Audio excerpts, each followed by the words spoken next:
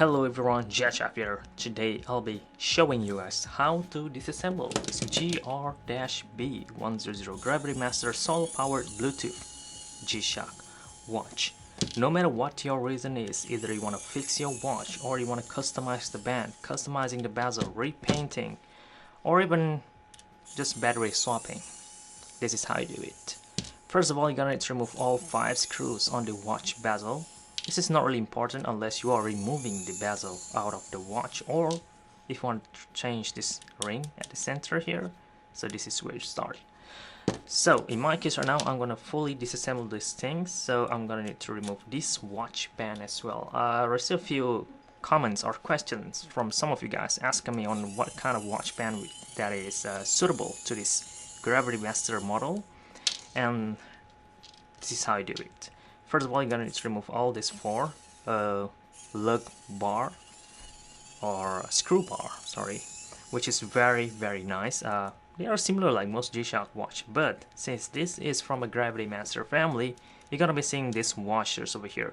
If you check my previous video I made on a Gravitymaster disassembling as well, you'll notice the similar construction, whereas their screw bar will always have a washer for vibration resistance, similar kind of constructions as could be seen on tiny components on an aircraft. So that's what I like about G-Shock. A lot of things had been thought out before they make one of these. And not just that, since this watch is quite expensive, I'm sure you would like to know what are you paying for, right? So this is one of it. Let me show you guys a quick look on this single screw bar. So this is just a screw bar, right? A 2.6 millimeters shaft, and the head is like 1.5 millimeter Allen type of head. If you look on this washer, you'll see that they have 2 pieces, one in gray, one in black, to hold this or to bury the Allen head, and underneath it there's this another O-ring to tighten it up. So just for one screw bar you'll have 3 components in them, and you have 4 of them. That is insane. That is a sign of high quality in there. So let me put all this aside. Now the watch band could already be removed just like that and just like that. Nothing that is holding them into place. And since this one came in 2-tone, you can see this is the orange, the bottom layer. This is the uppermost part, the black layer. You can see how thick the should I say holes for this screw bar is on the watch band. And this is the part where you want to make sure fits to your third-party watch band. Since it does looks like they have a similar construction, so I'll pull this one out and I'll try to plug this thing in here. It looks like it could fit, but if you look closely, it is not there yet, because these holes over here at the centers aren't deep enough. If I want to use this one, I'm going to get to cut up all the way deep in there, and then I could plug it in here and make it work. I also tried to plug in the watch band out of my GST-W110, since it does seems to have a similar kind of construction. So I'll try to plug this thing in, but it is not fit. But note that you have another protective layer over here which could be removed just using your nail like that, because it is just being clipped on that lug part over there. There it is. Look at that. This is just a piece of plastic. If I try to plug this thing in, it could fit, but it has to spin or whatever that thing is in there, so I cannot use this watch band. I could try it, but it will get stuck over there and I couldn't move it as much. Okay, so meaning if you have a third-party strap, for example you bought a silicone watch band out there, all you need to consider is making sure that the size of the strap goes all the way out here, which is, let's see now.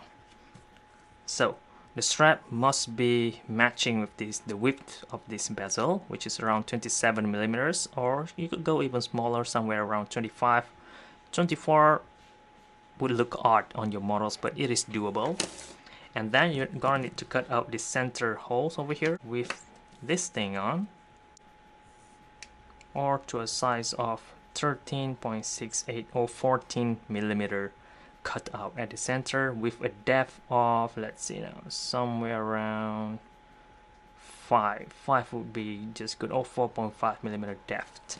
So that is the measurement that you're gonna be needed if you want to customize your G-Shock watch band for this model. Okay, I hope that clears things out. Let's moving on to have a look on the exterior as far as the watch bezel. But first I'm going to need to remove this piece of plastic over here. We got two of them on both sides, of course. There you go. So if you want to custom paint this, you could do that as well, two different colorway. You know what, just mix and match. To remove the bezel, you're gonna need to start with this part where they only have two buttons, and you're gonna need to force it out because the construction is really good. Since it has this big button over here, because I'm going to force it over it, and since it has this metal bezel at the front, it makes the whole process a lot harder to do. But it is doable if you force it hard enough. You won't gonna break it because this one is still brand new. So I already push out both of them over and just slowly push it like that. You're gonna end up looking like that. Don't worry, you won't mess it up. Just take it out slowly over here and on this underneath this button as well, and pull it out. There you go. Now the bezel is out. You can feel the quality of this thing. It is flexible, but you can feel it is really solid. Okay, now we're gonna have a look at this body alone with this metal piece. This metal piece is only being double-sided on top of this resin hard case, like most G-Shock watches. So there's no surprise going over here. Although you don't really need to double-sided tape this thing is. Casio usually does that, I'm sure, for shock absorption and all those. Because the tape down here, if you look closer, you'll see a transparent long tape. It could be an alpha gel for shock absorptions, I'm not sure, but it does make sure this bezel piece stick on there and it didn't move around. This resin bezel already do its jobs to hold this metal piece into place. It won't move around, so this tape is just there to be, you know, just to be safe. Okay, now done with the exterior. Let's have a look what's inside. Oh, notice that there's a spring over here. This spring will go into these holes over here and it will connect all the way to the back plate and connect to this front metal piece. So this component actually connects to the back plate, which connects to the circuit board on the inside, making this metal piece a part of the interior of the watch electronics. So that is something you need to know as well. Okay, now done talking about the exterior. Let's have a look on what's inside.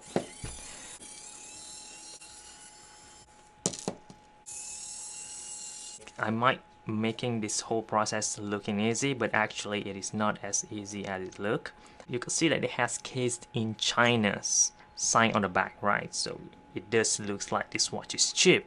But if you look on the inside, let's see now, let me take this back cushion out first. Look at that, nothing lazy on over here. Even the shape is just not round in shape. It's just very interesting. Okay, on underneath this metal back plate, you'll have the piezoelectric speaker for those beeping sounds, for alarm, timer and such. And this is the module. Look at that, fully placed in there, no wasted space at all. And in order to take it out, just pull this thing. There you go. Very easy to be removed, and even by looking on the sides of this thing, I'll add a close-up shot of course, you could see of how many detailing. The finishings is very clean for this kind of watch, and I love it a lot. It looks very premium. I'll add a close-up for the front part as well, the faceplate. Look at the hour, the minutes, and the second hands as well, the indexes, all of those. It's very good. So since this watch indexes, this 3D index won't glow in the dark, you're only gonna need to rely on this tiny index on this underneath the glass. This is the mirror glass. So if you want to customize your index to glow in the dark, you could take this white 3D index out and paint it out with luminescent paint, and then you're probably good to go.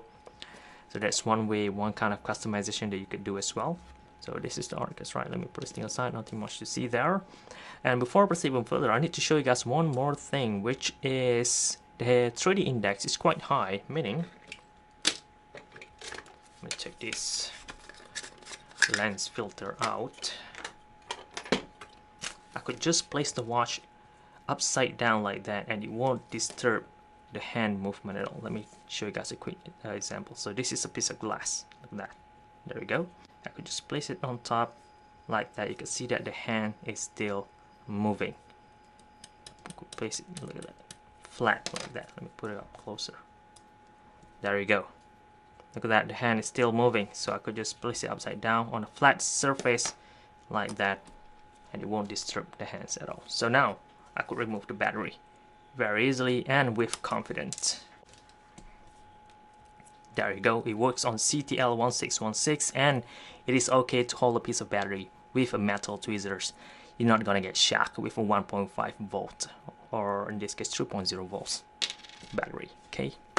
Okay, now since I removed the battery, the watch digital part will still lights on. It will ask me to charge the watch because it detects no powers, but it does have a little bit of extra juice left in the capacitors, but the hands will stop moving. Okay, I could remove the hands already, but I'm not going to do that. Let's disassemble the watch all from the back first, and then we move to the front. By removing first thing the piezoelectric speaker spring like that, so I won't lose it. Okay, now I'm going to need to remove this metal piece on the back by unclipping all those clip on the side, which is very easy things to do, which I'm sure you guys could do it as well. And by the way guys, if you want to buy any one of these tools I'm using in my video, so you could do perform all this assembly on your watches, link will be available down in the description box. Get them and at the same time support the channel, so I could make more videos like this in the future based on your request. So this is the metal piece, nothing much to see here except all this detailing, which is beautiful, but I'm used to it. Not sure about you guys though. So this is the circuit board for the watch. It does looks really complicated, considering that this watch didn't have any sensors, didn't have any complicated functions at all. Everything is just very simple, but the construction, it is really crazy in my opinion. Okay, now let's see, the watch is still asking me to charge it, right? But let's leave it be. I'm gonna need to remove 4 screws on this circuit board, so I could take this piece out. One over here, over here, over here, and over here. And for that, I'm gonna need to use a simple screwdriver. I won't be using the electronic one because this one is a bit more precise. I have more controls while I'm doing it, so I won't scratch any of those circuit board surface. So this might take some time. And you'll notice that I'm using a metal piece, and most people would be worried that I might magnetize the component in here, the coil and such, but from my experience of disassembling analog digital models, none of those has ever happened on a G-Shock watch.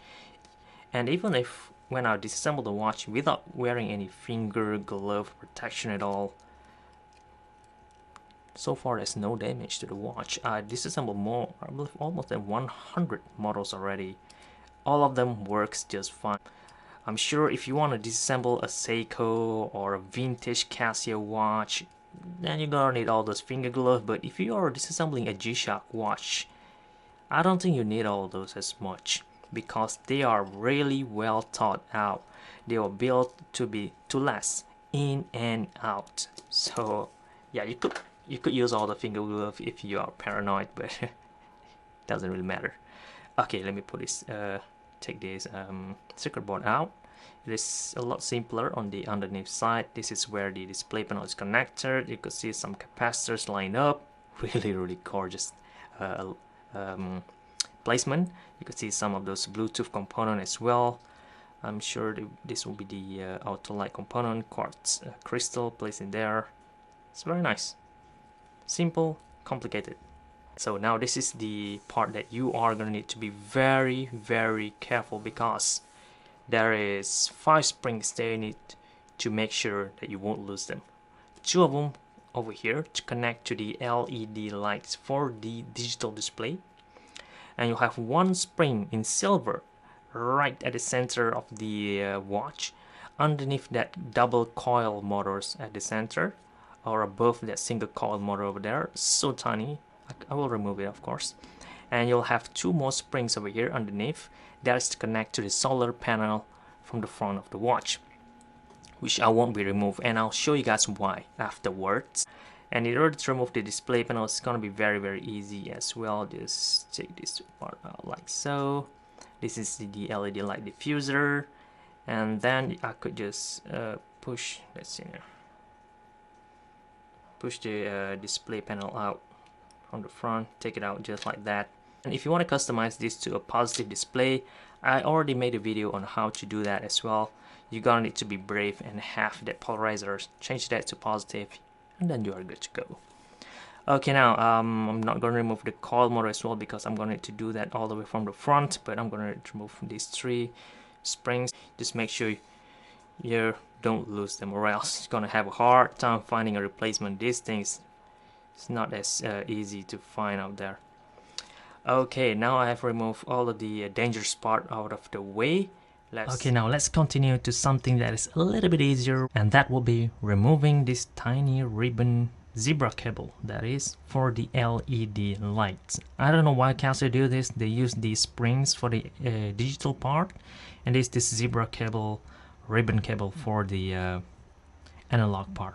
I don't know why they do this, but it makes my job a lot easier, so thank you, Casio. I believe I posted a photo of these ones before and asked you guys what the purpose of this thing, so that it is. This one is to connect the circuit board to the LED lights. In order to remove the front ring and all those, you're gonna need to remove the LED lights first. And in order to do that, you're gonna need to lift or straighten up the LED leg. There's 2 of them, of course, positive and negative. So this is where I messed up the first time I done it. I had too much force while pulling the LED out, and I damaged it. Like literally, I disconnect one of the leg out of the LED lights, and then I tried to resolder it back. Well, it worked, but it ended up making the LED light looking like a mess. Like I didn't do a great job at all at reconnecting the leg back to the LED lights, but it worked. It didn't disturb the brightness of the LED, so shouldn't be a problem because you're not going to be able to see it as you're using the watch from day to day wear anywhere. But just so you know, I messed up on that part because I had too much force. So guys, learn from my mistakes. If that specific component's not gonna came out, forcing it out is not the way to go. I mean, you could force it out, but there's a limit to that. Okay, now that I already straightened up the LED light leg or the connector, now we could proceed moving on to the front. First of all, obviously I'm gonna need to remove the minute hand. My bad, the second hand, and then I'll remove the minute hand, which is by using the usual method I always use when removing hands on my G-shocks. Just use 2 Phillips head screwdrivers, and one goes on the other opposite side, and just twist them, and they will lift the hands straight above, and then they will be pulled out. That is basically using the other component at the bottom as some sort of fulcrum point. So that not the best. This is not the best way to do it. I'm just using this way because it is easy to do. I'm sure there are other better methods out there, but I'm not gonna do all those because there is a G-shock. This thing was built to last. Okay, I tried to remove the hour hand many times, but I weren't able to do that. Somehow this thing was like stuck on there. I don't want to add too much force because I don't want to mess it up. Same way I messed up the LED light. So in this whole process, I'm not going to remove the hour hand, and by doing so, I will not be able to remove the solar panel as well because it got stuck over there. But we could remove this sub-dial hands just by slightly pull it up, shake it up a little bit, and it will come off. Seem easy, right? But when you wear the watch, let's say you drop the watch onto the ground and such, that part not gonna comes out at all because of all of this padding that this model have on the exterior. So that is where G-shock shock resistance are coming from. They work. Next thing that I could remove is this 12 o'clock index. This is a kind of big surprise to me as well. I thought this one was clip-on or something, but apparently it is not. It's just being double-sided tape at the bottom of it. It is a really strong tape, by the way, so it won't come out, but it could be easily removed just by pulling it out just like that. Look at that. Look at this tiny piece. There's a square slots at the back. That is where the black double-sided tape goes into. Okay, that is it. And removing the white 3D index is probably easy as well. There's just 2 slots, and the rest of it is just being double-sided tape, like most G-shock watch does. I'm sure if I disassemble a high-end premium MTG that is over $1,000 price range, I'm sure the construction are still the same. So there you go. Just lift it up like that. There you have it. the 3D index are out. If you want to paint this with luminous paint, you can do that over here and then plug it back in. Good to go. Okay, next, I think I could remove this black ring over here, this tiny ring on this on the edge of the faceplate. Yeah, faceplate or the watch face. So this thing is the thing that is holding the LED lights. So if I didn't remove the leg of that LED just now, I will not be able to remove this black ring. So since I already done that, I could take the LED out. This hideous looking LED because I messed up. Look at that. I'm not sure if you could see it, but I'll try to show my best and how messed up it looked like, but it worked. It still worked. All you have to do is pair the metal parts to the LED lights, then it could work. In this case, already disconnect again. You can see that two metal piece over here. So now I could remove this ring over here, the thing that holds the LED lights. I'm pretty sure that thing that's hold the faceplate and solar panel as well. Really cool looking thing, right? And next thing that you could remove in here is this subdial ring, subdial indicator, whatever the name of this thing is. Yeah, you could remove this thing as well. It is clip on, it had a slot, but at the same time it is also being taped with black tape, similar thing that is holding the 12 o'clock index just now. This part is going to be a little bit tricky because of that our hand is blocking our movement, but it is doable because the clip art has deep in there. Let me spend a few minutes here to slowly remove it so I won't damage the our hand. And there you go, we're done. Remove it already. That is how it looks like. Let's see now. All right, try not to scratch that part. In my case, this watch is already in use condition, and by use I mean as a beater, so scratches like this don't really matter anymore at this point.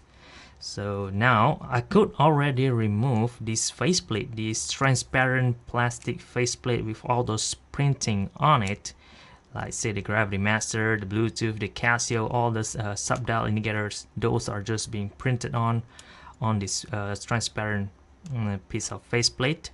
So lights could go past through this transparent piece and hits the solar panel right at the back. So you can see the shape of it. It covered the entire watch face, which is great, but I cannot remove it because the hour hand is blocking this thing. But you can see how the solar panel looks like. I'm sure that looks very much similar like any other solar panel that you would expect. And right underneath there's 2 points where the spring would connect to the solar panel, which is a tiny springs, and underneath that is the coil motor's location.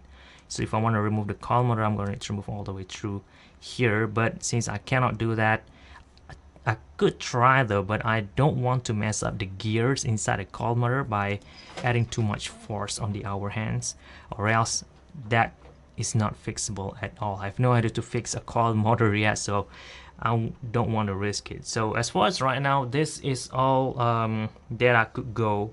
This is all that I could do, and I'm pretty sure this is already sufficient for your next project. Either you want to customize your watch, fix it up, I don't know what you want to do with this information. It's all entirely up to you, but this is how you do it. This is a long video, I know, a very long one, but at least you learned something. And before I end this video, I think I need to measure the there's my cat over there asking for food, but hold on there. Let's see now. If I measure the diameter of this module, it is 33.03 millimeters. So technically, any casing that has this similar size could fit this module in there. 33.03 millimeter movement. Okay, my cat's asking for food right now. I gotta go. Thank you very much for watching, guys. This is gshock, and I'm out. Okay. Let's bring you in. This is the guy. Still here.